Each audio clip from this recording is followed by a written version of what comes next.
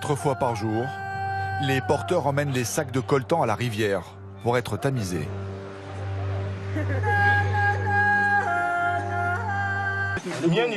Cela fait déjà 3 ans que je travaille ici.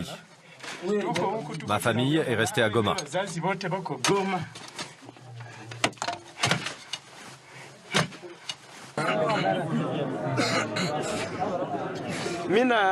Je suis tout le temps enrhumé à cause de cette poussière.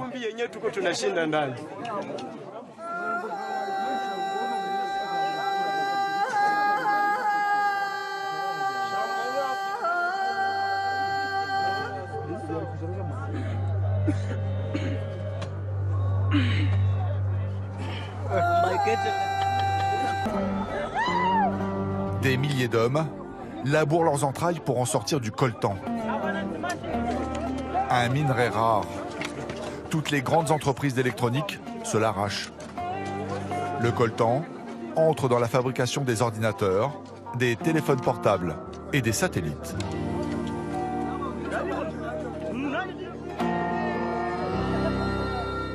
Alors, on ne voit même pas un effort de la part des autorités. Qu'est-ce qu'on va faire? Pendant ce temps, nous, on ne travaille pas.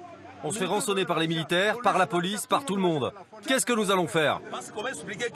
Comment expliquer que dans les pays voisins, on peut faire 800 ou 1000 km en 2 jours, et nous, au Congo, soi-disant un pays riche, là où les provinces regorgent d'or et de diamants, on nous laisse crever sur la route?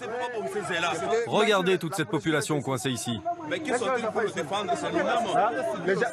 Regardez comment on vit. Regardez. Les damnés de la route sont livrés à eux-mêmes. Les 1200 km entre Goma et Kisangani sont à la hauteur d'une odyssée. En tout cas, ça, c'est la route de l'enfer.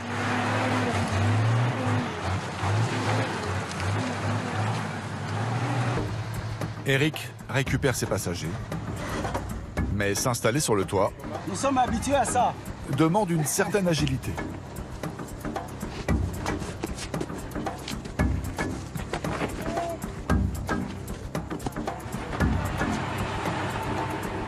La province du Kivu est ravagée par une guerre de 20 ans. Les rebelles tentent de mettre la main sur ces richesses minières, comme l'or. Certains profitent du chaos ambiant pour attaquer les voyageurs. Ils prennent en otage des chauffeurs ou des beaux chauffeurs ou bien des passagers. Il est obligé quelques montants pour les libérer. Vous n'avez pas peur?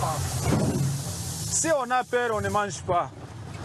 Et si on ne mange pas, vous deviez bandit aussi. Au Congo, on ne mange qu'une fois, une fois par jour. Si je ne tiens vraiment pas à manger, c'est soir. Christian est ingénieur, mais après une longue période de chômage, il s'est reconverti dans le commerce de bois entre le Congo et l'Ouganda. En tout cas, nous, vraiment, les commerçants, on est vraiment victimes de notre triste sort, vraiment.